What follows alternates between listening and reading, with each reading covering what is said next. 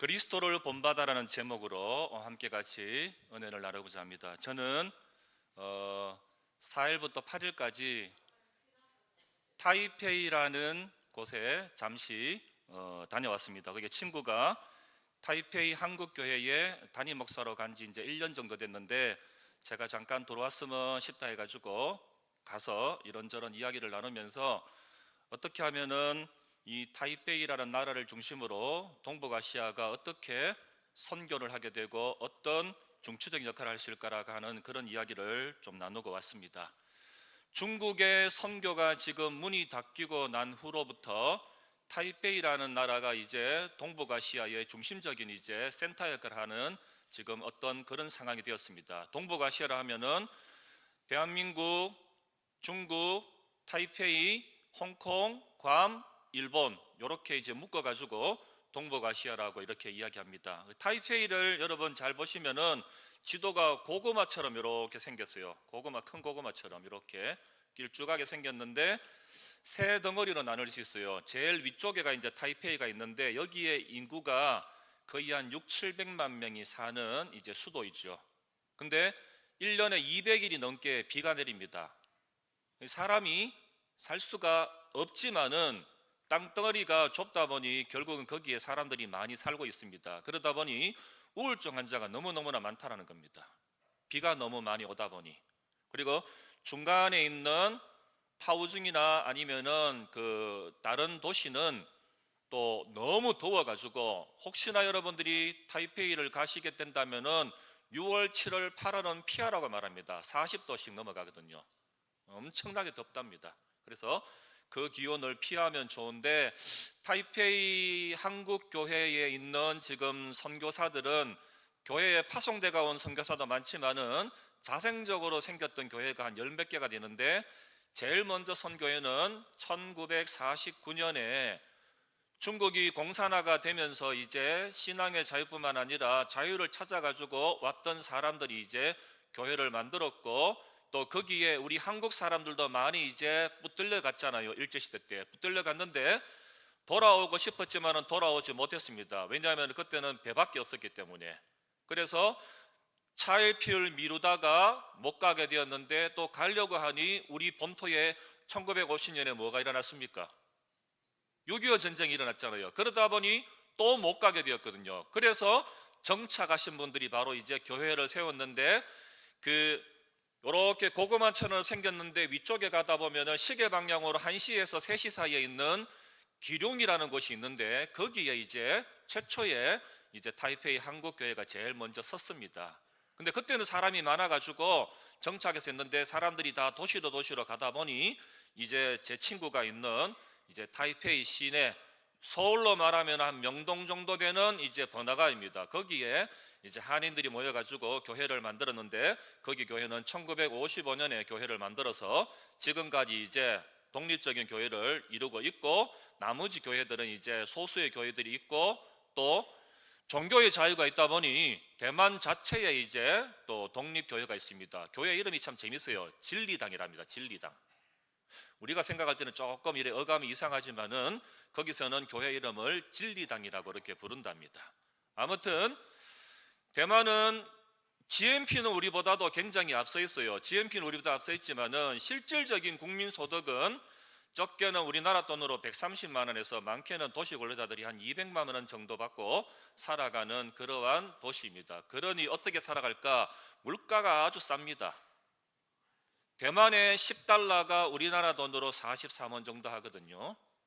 그리고 친구 집에 주방을 가봤는데 주방이 너무너무 협소합니다. 야, 이렇게 해가 너 밥 해먹고 살겠냐 물으니 우리는 밥을 안 해먹는다 하는 거예요. 그럼 어떻게 하냐? 아침, 점심, 저녁 다 나가서 사 먹는답니다. 그것이 바로 타이페이 문화라는 거죠.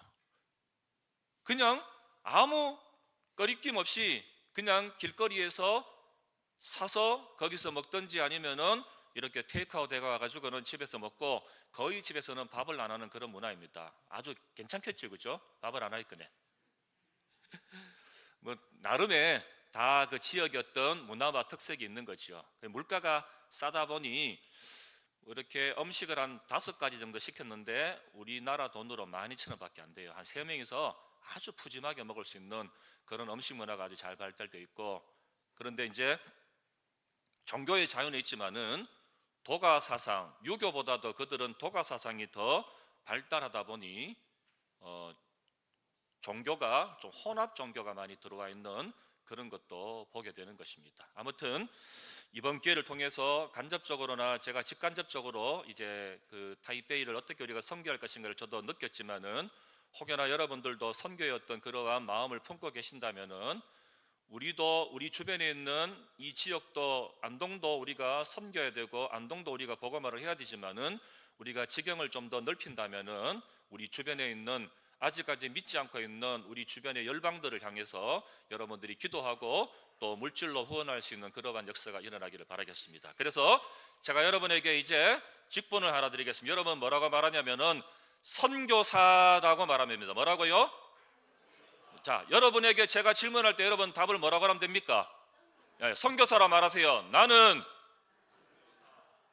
나는 가정과 직장과 학교에 파송된, 자, 옆 사람하고 인사 나누겠습니다. 나는 선교사입니다. 당신은 선교사입니다. 인사하겠습니다. 예. 선교하러 가는 것도 중요하지만은요, 이렇게 기도하는 기도의 용사들이 있다면요, 우리 용상제일교회가 저 타이페이를 향해서 여러분들이 기도하신다면요, 제일 먼저는 하나님이 기뻐하실 것이고, 제 친구가 목회하는데 아주 힘이 날 것입니다. 부탁을 하더라고요. 가거든 제발 기도 좀 하라고 저보고 이야기하는데, 여러분들도 혹시 기도하시다가 또 기도 제목이 있다면은 시간마다 세계 열방을 향해서 기도하는 그러한 우리 기도의 동력자들이 많이 되기를 바라겠습니다. 지난달에는 우리나라에 아주 기쁜 일이 있었죠. 혹시 여러분 아십니까? 뭐가 있었을까요? 지난달에 대한민국 역사에 이 노벨 평화상을 받은 분은 계셨지만은 노벨 문학상을 받았던 분은 대한민국 역사상 처음이고, 아시아에서도 노벨 문학상, 여성으로서 노벨 문학상을 받은 사람은 한강이라는 작가가 이제 최초입니다. 이분이 쓴 책을 통해서 우리가 역사를 다시 한번 되돌려보고 어떻게 내가 살아갈 것인가 하는 그러한 이제 교훈과 역사를 우리들에게 가르쳐 주었는데, 혹시 기회가 되신다면은 책을 구입해 가지고 한번 읽어보면은 감사를 드리겠습니다. 그리고 우리 기독교 역사에서 고대로부터 지금까지 흘러온 역사 중에서 가장 사랑을 받고 또 가장 많은 사람들에게 읽혀진 책이 있다면은 어거스틴이 썼던 고백록이라는 책이 있습니다.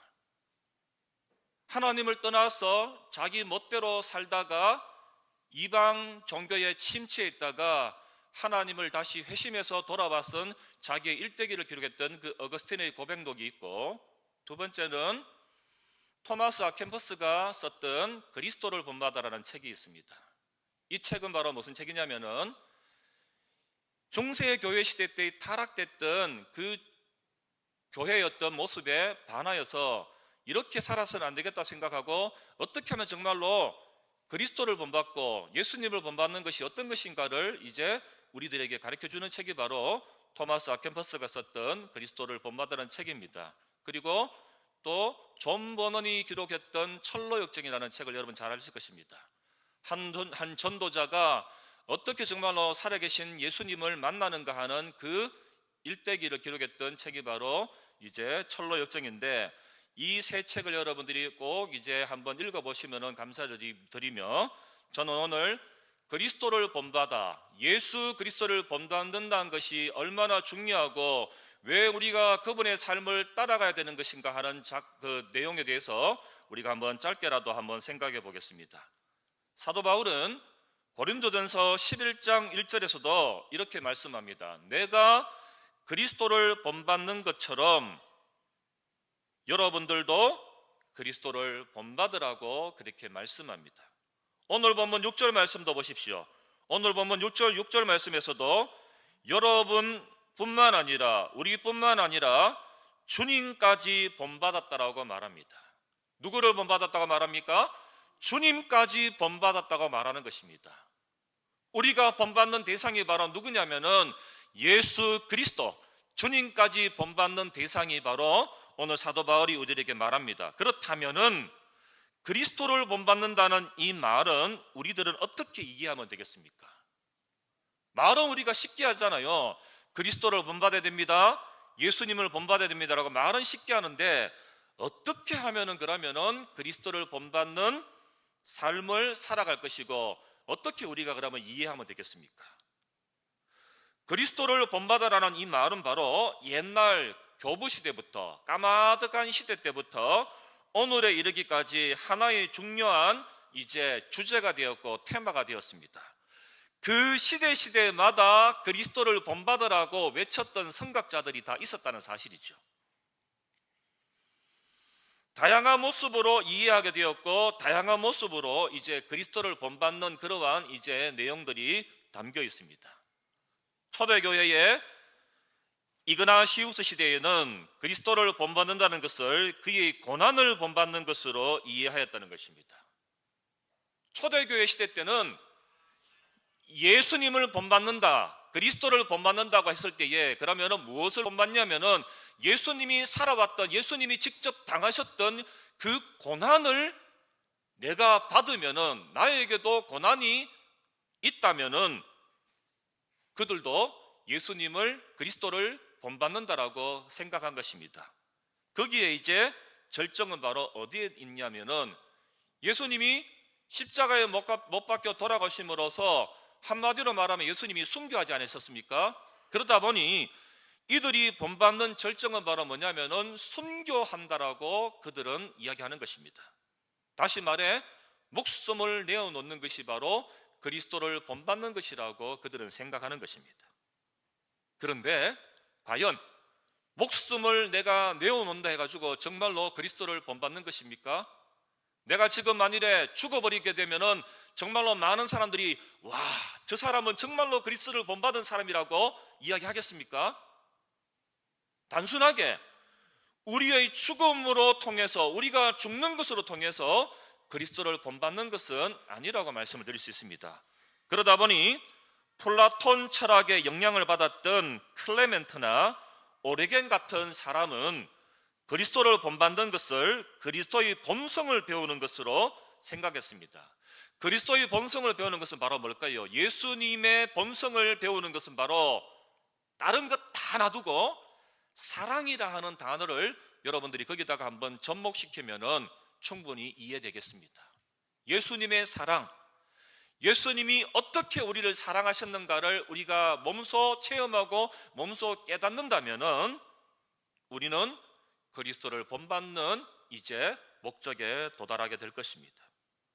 그리고 그것은 예수님의 사랑을 실천할 때에 가능하다라고 말하고 있는 것입니다.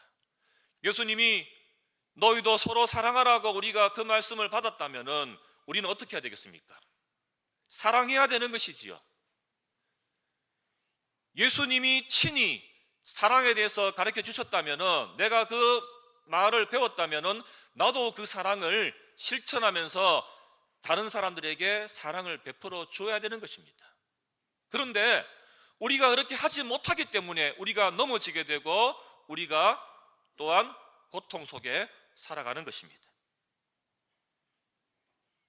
어거스틴에 와서는 인간 예수님을 그 모범으로 하고 그 중심을 인내와 복종에 두고 그렇게 살아가라고 말하는 것입니다. 이것이 바로 초대교회에서 그리스도를 어떻게 본받는가 하는 이제 장면을 우리들에게 가르쳐 주었습니다. 그러면은 중세시대 때에 약 15세기 정도라고 이제 가정해 보겠습니다. 중세 시대 때는 어떻게 그러면은 그리스도를 본받는 것을 배웠을까요?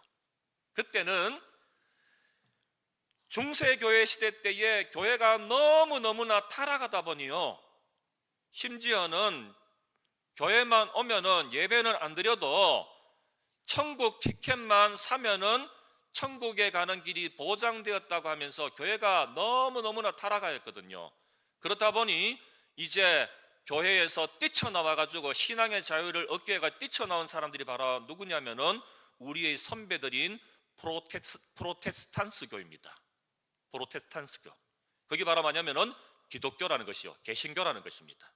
이 뜻이 바로 무슨 뜻이냐면은 날마다 날마다 우리는 개혁한다, 날마다 날마다 우리는 변화한다라는 뜻이 바로 기독교라는 뜻입니다. 그들에게 가장 중요하게 이제 요구하는 것이 바로 뭐냐면은 청빈이라는 것을 그들에게 요구하는 것입니다. 청빈하게 살아라. 2개, 3개 갖고 사는 것이 아니라 하나만 가지고도 살 수 있는 자족한 삶을 살아가라고 우리들에게 가르쳐 주면서 수도사의 길만이 그리스도의 최고의 모범이라는 이제 풍조가 나타나면서 너도 나도 자기 어떤 생업을 다 버리고 어디로 모여드냐면은 요즘으로 말하면은 기도원으로 모여드는 것입니다. 수도원으로 모여드는 것입니다. 그것도 썩 좋은 건 아니에요. 자기 생업을 다 내팽겨치고는 그냥 은둔 생활을 한다 하는 거, 이것 또한도 나중에 그러다 보니 결국은 수도원도 잘못된 길을 가게 되었고, 아무튼 청빈하게 살아야만이 그리스도를 배운다고 그렇게 생각했습니다. 그 가운데 성프란시스라는 사람은 복음서에 나타난 예수님의 생활 방식대로 살려고 하였으며 그 목표를 청빈에 두었습니다. 청빈하게 살아감으로써 예수님을 닮으려고 애를 썼습니다. 그 중에서 모방의 핵심은 바로 예수님의 고난에 있었고, 그래서 고행주의자들이 생겨났는데 이 고행주의자들은 어떻게 그러면은 했냐면은 8년 동안 30개의 못을 박은 십자가를 짊어지고 그렇게 다녔다는 것입니다. 청빈하게 사는 것 더하기 예수님이 십자가에 못 박혔다는 그 사실을 인지하면서 그 못 박힌 30개 못 박힌 십자가를 등에 메고는 8년 동안 끌고 다니면서 그렇게 나 청빈하게 삽니다, 나 청빈하게 삽니다라고 그렇게 이제 보여주면서 살아갔다는 것입니다. 그러는 동안 그리스도의 모방은 공로 사상과 결부되어 갔다는 것입니다. 그럴듯하게 보이는 것, 그 십자가 못 박혀있는 30개 못 박혀있는 그 십자가를 짊어지고 온 길거리를 다니지 않겠습니까?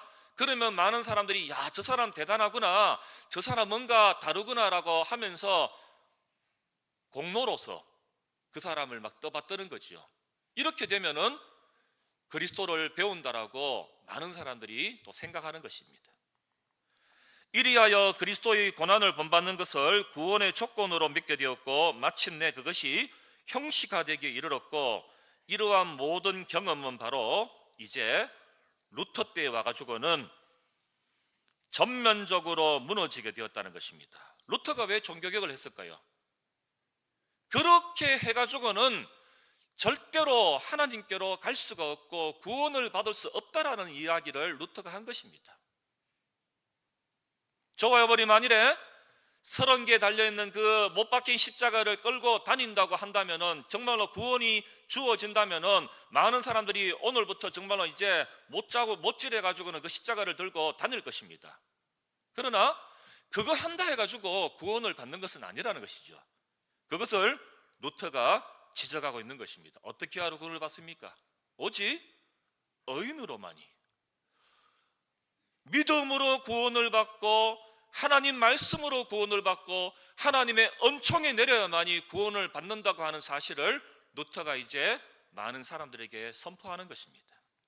그래서 지금까지 잘못되어 왔던 종교에 잘못되어 왔던 이제 상황들을 루터가 1517년에 종교개혁하면서 자기가 섬기고 있던 그 교회의 담벼락에다가 95개의 조항을 붙이면서 이렇게 해서는 안 된다고 하면서 오직 믿음으로, 오직 말씀으로, 오직 은총으로만이 하나님께로 나갈 길이라고 그렇게 가르쳐 주었다는 것입니다. 단순하게 십자가의 그 모형의 십자가를 붙들고 끌고 다닌다 해가지고 공로사상만 있다 해가지고 모든 것이 이루어지지 않는다는 것을 가르쳐 주고 있는 것입니다. 이 결과로 인간의 윤리적인 노력을 소홀히 하는 경향이 생겨나게 되었고, 이러한 상황에서 키에르케고르라는 사람은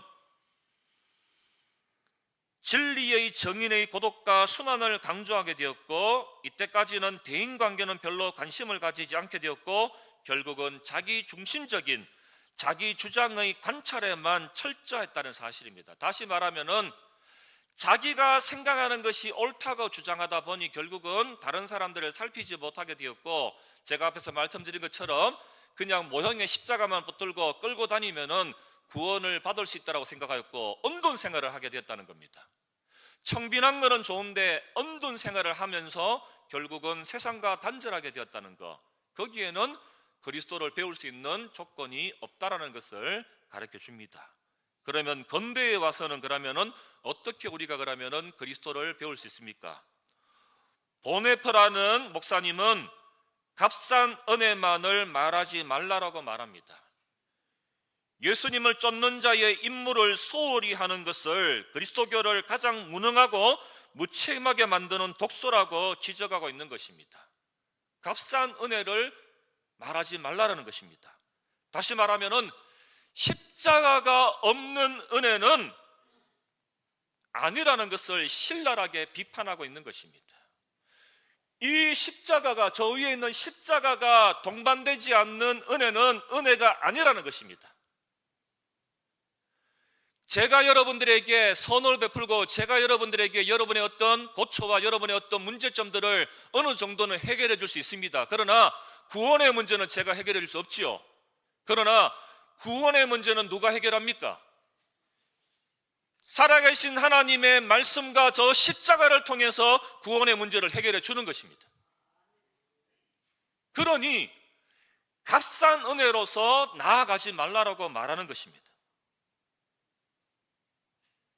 그러면 이 십자가는 어디에서 제합니까? 저와 여러분이 짊어지고야 할 십자가는 어디에 있다고 생각합니까? 변화산에 있습니까? 아니면 높은 성전에 있습니까? 아니면 어디에 있습니까? 변화산 위에가 아니라 예루살렘 골목골목마다 십자가를 짊어지고 나가야 하는 것을 우리 예수님께서는 우리들에게 가르쳐주고 있는 것입니다.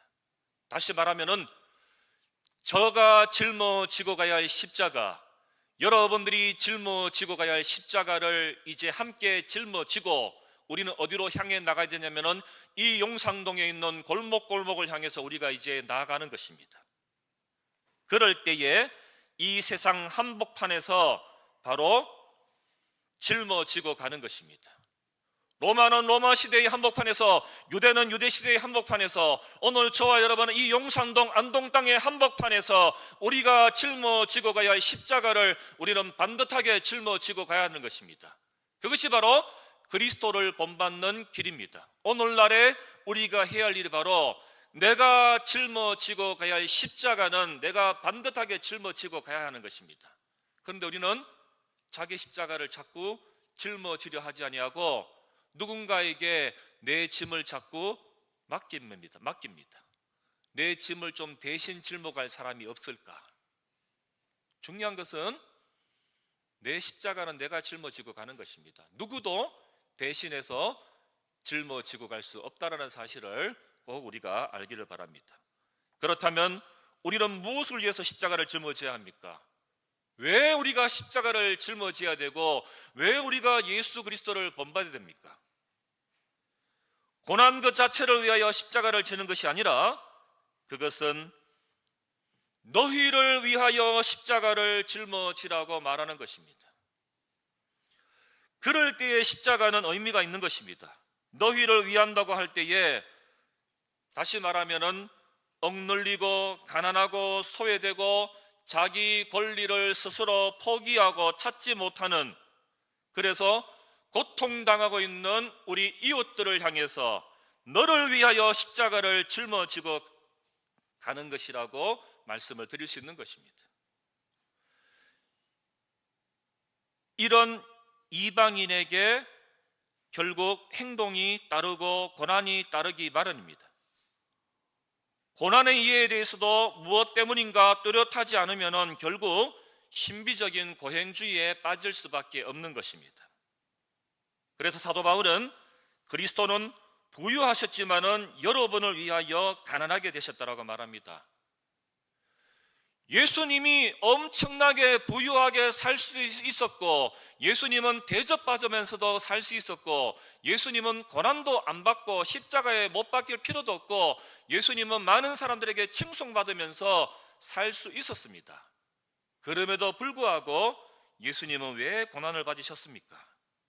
저와 여러분을 위하여 친히 가난하게 되셨고, 친히 그 십자가를 짊어지시고 죽기까지 하셨다는 사실입니다. 뭐 때문입니까? 우리의 영혼을 구원해 주시기 위해서, 우리의 영혼을 하나님 품으로 되돌리기 위해서 예수님께서는 그렇게 십자가를 짊어지셨다는 사실입니다. 그분이 가난해지심으로써 저와 여러분은 오히려 부유하게 되었다는 사실입니다. 고린도후서 8장 9절에 나옵니다. 예수님이 가난해지심으로써 저와 여러분이 부유하게 되었다는 말씀입니다. 빌립보서 2장 5절 이하에서도 그리스도는 가난하게 되셨다고 말합니다. 저와 여러분은 이 마음을 품어야 됩니다. 곧 그리스도 예수의 마음이기 때문에 우리가 이 마음을 품어야 되는 것입니다. 그러면 그리스도의 마음이란 무엇을 가리킵니까? 그 중심 개념은 바로 자기를 비워 종의 모습을 취하셨다는, 그리고 자기를 낮추어 죽기까지 복종하셨던 데 있다라는 사실입니다. 이것이 바로 그리스도의 마음입니다. 저와 여러분이 초대교회부터 중세교회에서부터 오늘까지 현대인까지 우리가 예수 그리스도라는 그 분을 본받고 그분의 삶을 따라가는 가장 중요한 목적은 바로 뭐냐면은, 한마디로 말하면은 너를 위하여 나를 버린 예수님을 닮아가라는 것이 바로 오늘 결론의 말씀입니다. 예수님의 십자가에 그 공로가 없었다면은 오늘 저와 여러분은 이 땅에 존재하지 못하는 것입니다. 그러므로 너를 위하여 나를 버린 예수님을 닮아가는 것이 바로 우리가 그리스도를 본받는 삶이고, 십자가를 사랑하시고 그 십자가를 바라볼 때마다 우리의 마음이 뜨거워지고 감격해지고 새롭게 도전하는 그런 마음이 나타날 수 있는 주의 거룩한 백성들이 다 될 수 있기를 간절히 바라겠습니다.